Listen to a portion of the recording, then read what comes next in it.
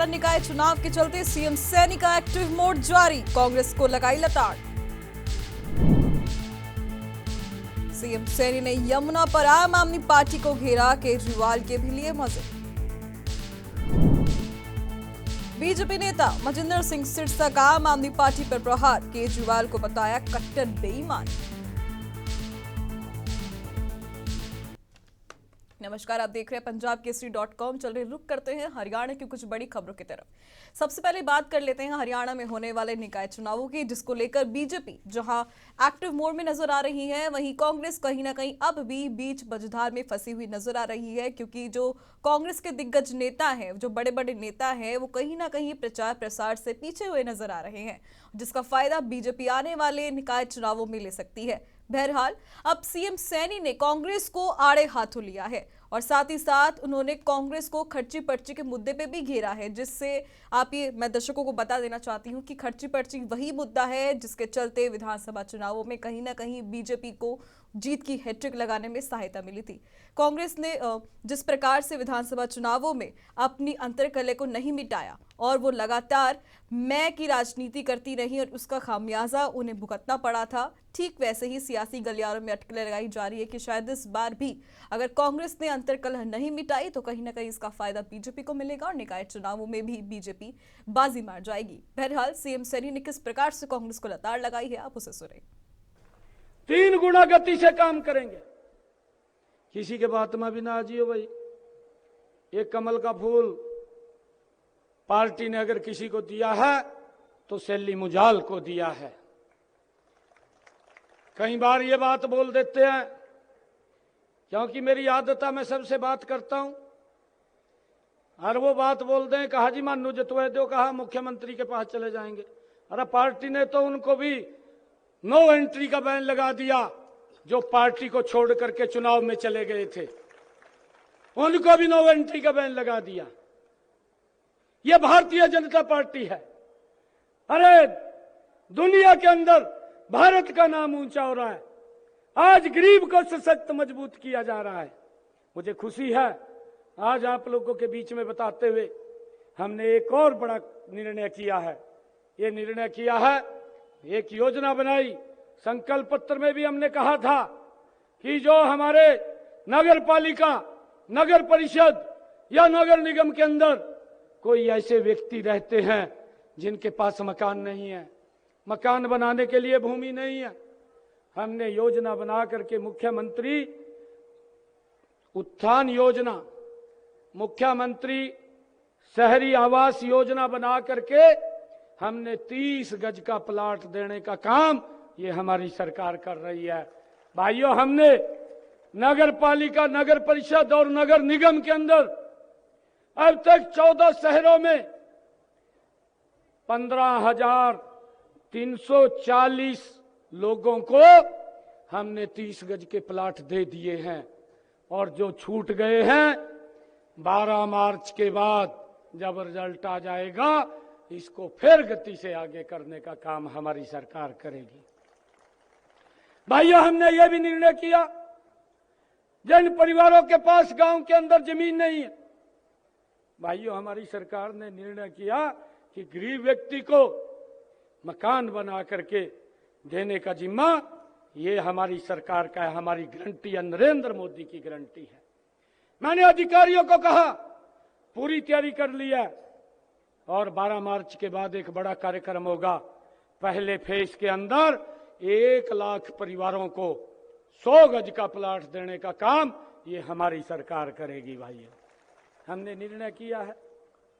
भाइयों, आप लोग देखिए, जो लोग रोजगार की बात करते थे, जो लोग भाइयों युवाओं को रोजगार देने की बात करते थे, चुनाव के अंदर वही युवाओं के आगे बाधा बन करके खड़े हो गए। भाइयों, मैंने जब से जिम्मेवारी ली थी, मैंने ये कहा था कि मैं 50,000 युवाओं को नौकरी दूंगा, और भाइयों 15,000 युवाओं को मैंने बिना पर्ची, बिना खर्ची के हरियाणा सरकार में नौकरी भी दी है। क्योंकि चुनाव ये पहले 1 महीना पहले हो गया और कुछ रिजल्ट रुक गए, यही वो कांग्रेस के लोग, यही वो ट्वीट मास्टर चुनाव योग में पहुंच गए, हाई कोर्ट चले गए, कहने लगे कि रिजल्ट ना निकाले, और चुनाव आयोग ने संज्ञान लिया। उन्होंने एक लेटर जारी कर दिया, कहने लगे जब तक आचार संहिता है कि आप रिजल्ट नहीं निकाल सकते। मैंने कहा नहीं निकालेंगे। मैंने कह दिया हम क्यों कानून को तोड़ेंगे, हम तो कानून का पालन करने वाले हैं। हमने उस रिजल्ट को रोक दिया। मेरे पास हरियाणा प्रदेश से काफी युवा है, और युवा आकर के कहने लगे कि माहौल ऐसा बन रहा है कि कांग्रेस आएगी, आपका रिजल्ट निकाल दो। मैं कहा भाई रिजल्ट तो नहीं निकाल सकता, रिजल्ट नहीं निकालूंगा, परंतु एक गारंटी देता हूं आप लोगों को, यह गारंटी नायब सिंह की है, यह गारंटी नरेंद्र मोदी की है। 8 मार्च को भाइयों भारतीय जनता पार्टी की सरकार बनेगी। आपका भाई बाद में शपथ लेगा, पहले आपको ज्वाइनिंग लेटर देगा। मुझे खुशी है इस बात की, ये पहली बार इतिहास में हरियाणा के अंदर हुआ है। 25,000 युवाओं को पहले ज्वाइनिंग लेटर दिया, फिर भाइयों मैंने ज्वाइन किया। ये पहली बार हुआ है, बिना पर्ची के हुआ है, बिना खर्ची के हुआ है। आप सीएम सैनी को सुन रहे थे, जिन्होंने कहीं ना कहीं कांग्रेस को एक बार फिर खर्चे और पर्चे के मुद्दे पर एक बार फिर घेरा है। यहाँ पर मैं दर्शकों को बता देना चाहती हूँ कि निकाय चुनाव मार्च में होने वाले हैं, और इसी को लेकर बीजेपी और आम आदमी पार्टी एक दूसरे पर लगातार हावी हो रही है। यहाँ पर बीजेपी लगातार ये संकल्प पत्र में जो उन्होंने घोषणाएं की हैं, वो लगातार उसे जमीनी स्तर पर पूरा करने की घोषणाएं कर रही हैं। और वहीं दूसरी तरफ अभी भी विधानसभा चुनावों में कड़ी हार के बाद, करारी शिकस्त के बाद भी कांग्रेस अभी तक अपना संगठन नहीं बना पाई है, जिससे ऐसा लग रहा है कि आने वाले दिनों में कहीं ना कहीं कांग्रेस को इसका खामियाजा उठाना पड़ सकता है। बहरहाल निकाय चुनावों में जीत किसकी होगी ये तो वक्त ही बताएगा। रुक करते हैं अपनी अगली खबर की तरफ। अगर हम बात करें इस वक्त निकाय चुनावों की, तो इसी में सीएम सैनी ने दिल्ली के पूर्व सीएम अरविंद केजरीवाल को भी कड़े हाथों लिया है, जहां उन्होंने एक बार फिर उन्हें यमुना के मुद्दे पर कड़ी फटकार लगाई है। और साथ ही साथ हरियाणा वासियों ने जिस प्रकार से यमुना के पानी पर लगे आरोपों का जवाब दिया, उन्होंने भी केजरीवाल को लगातार इसी मुद्दे पर दोबारा घेरा है। सुनिए सीएम सैनी ने क्या कुछ कहा। मैंने कहा है कि मैं बात सुनता हूं, लोगों की कान में भी सुनता हूं। अगर मेरे आकर के कोई कान में बात बोलता है उसको भी सुनता हूं। अगर कोई व्यक्ति मेरे पास दूसरे बार या तीसरे बार आ गया तो उसको अधिकारी को जवाब देना पड़ेगा, ये क्यों मेरे पास आया है। भाइयों आप लोगों को पिछले इस दिनों के अंदर, क्योंकि अभी तो चुनाव चल रहे थे, जब से जिम्मेवारी मिली, ये पहले लोकसभा का चुनाव आ गया, फिर यही विधानसभा का आ गया। पार्टी के लोगों ने कहा दिल्ली का भी चुनाव आ गया, वहां जाना, वहां भी केजरीवाल ने पानी पिलाई दिया। राजी होया बैठा था, वो भी पूरा राजी हो रहा था, चौड़ा होगा कह रहा था। मैं कहता है इस प्रकार की बात ना कर।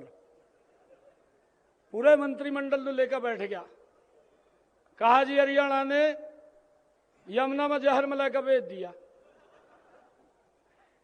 मैंने उसको कहा, दिल्ली के लोगों को भी कहा, मैं कहा हमारे हरियाणा के लोग ऐसे नहीं हैं, ऐसा काम हमारे हरियाणा के लोग नहीं कर सकते। हमारे हरियाणा के लोगों की तो वो संस्कृति है, अपने आप जहर पी करके दूसरे को अमृत पिलाने का काम करते हैं। हमारी ये संस्कृति नहीं है। मुझे यमुना में जाना पड़ा, यमुना मैया का पानी पीना पड़ा।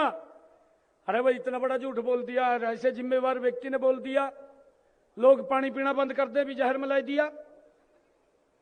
मुझे चिंता हुई, पानी के साथ लोगों का जीवन है, लोग पानी पीना बंद कर दें, जीवन चला जाए।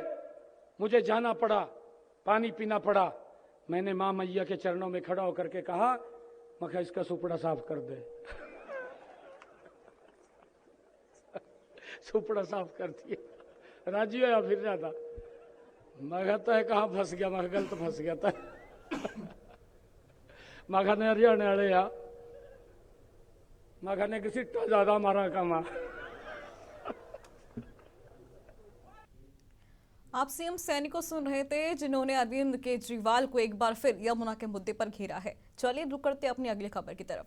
बात करें यहाँ पर अरविंद केजरीवाल की पार्टी आम आदमी पार्टी की, तो कहीं ना कहीं इस वक्त आम आदमी पार्टी दिल्ली में हिचकोले खा रही है, क्योंकि विधानसभा चुनावों में जिस प्रकार से उन्हें लताड़ पड़ी है जनता से, कहीं ना कहीं जो उसका दुख है वो अभी भी झेल नहीं पा रही है, और इसी के चलते अब उसके अन्य राज्यों में भी किरकिरी हो रही है। अगर मैं यहाँ पे बात करूं, लगातार आम आदमी पार्टी पर कैग रिपोर्ट में जो बीजेपी सवाल उठा रही है वो जवाब नहीं दे रहे, और इसको लेकर आम आदमी पार्टी एक बार और घिरती हुई नजर आ रही है।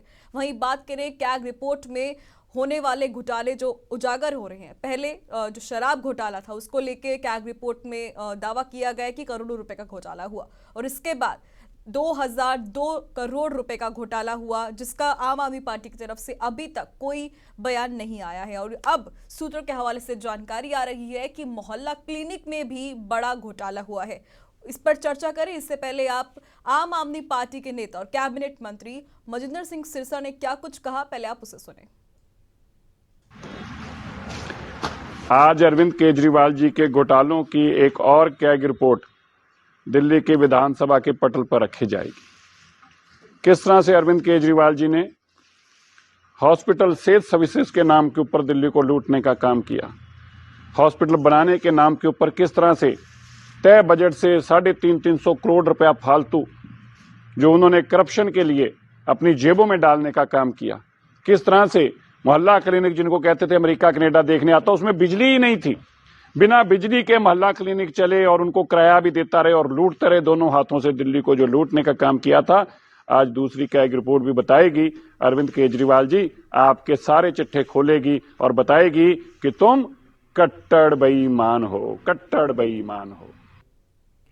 आप बीजेपी नेता मनिंदर सिंह सिरसा को सुन रहे थे, जिन्होंने केजरीवाल को कट्टर बेईमान की संज्ञा दे दी है, क्योंकि कहीं ना कहीं आम आदमी पार्टी की तरफ से कैग रिपोर्ट्स पर जो घमासान मचा हुआ है, घोटाले जो उजागर हो रहे हैं, उसको लेकर आम आदमी पार्टी अभी तक कोई बयान नहीं दे रही है। केवल और केवल सिर्फ हवाबाजी की जा रही है आम आदमी पार्टी की तरफ से। विधानसभा चुनावों में जैसे हमने देखा कि किस प्रकार से जनता ने उनको लताड़ा है, और विधानसभा सत्र में हमने देखा कि किस तरह से वो कहीं ना कहीं मुद्दों को भटकाते हुए नजर आए।